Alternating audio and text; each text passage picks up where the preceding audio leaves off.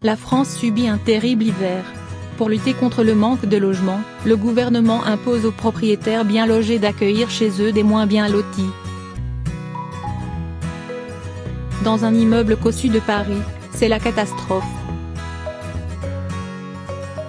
La concierge, raciste, ne veut pas entendre parler de la loi, comme les Dubreuil, de riches bourgeois. Seul Grégory Bretzel, écrivain bobo, se réjouit de pouvoir aider son prochain. C'est le point de départ du film Le Grand Partage dont le sujet aux résonances sociales trouve un écho particulier dans la période troublée que vit actuellement la France. Sorti en 2015, le long métrage aurait pu arriver dans les salles beaucoup plus tôt. Ou bien jamais. En effet, Alexandra Leclerc avait écrit un premier synopsis d'une dizaine de pages en 2008. Elle avait ensuite soumis ce traitement à un producteur mais celui-ci n'ayant pas été convaincu, la réalisatrice avait choisi d'abandonner le projet. Elle décide donc de se tourner vers un autre film, Maman, qu'elle réalise en 2012 avec Josiane Balasco, Mathilde Seigner et Marina Foïs dans les rôles principaux.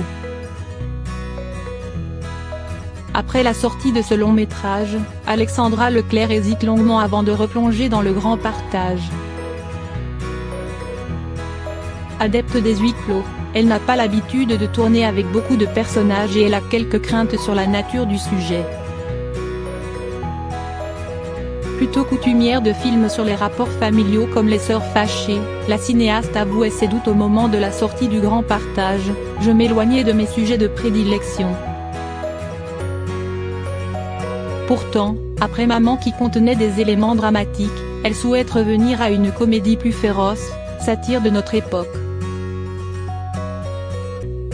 Alexandra Leclerc se remet au travail et élabore un nouveau scénario.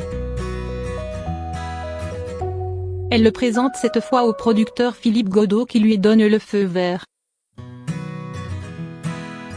Grâce à un casting 4 étoiles, Karine Viard, Didier Bourdon, Valérie Bonneton et Josiane Balasco, qu'elle retrouve à cette occasion, Le Grand Partage trouvera finalement le chemin des écrans.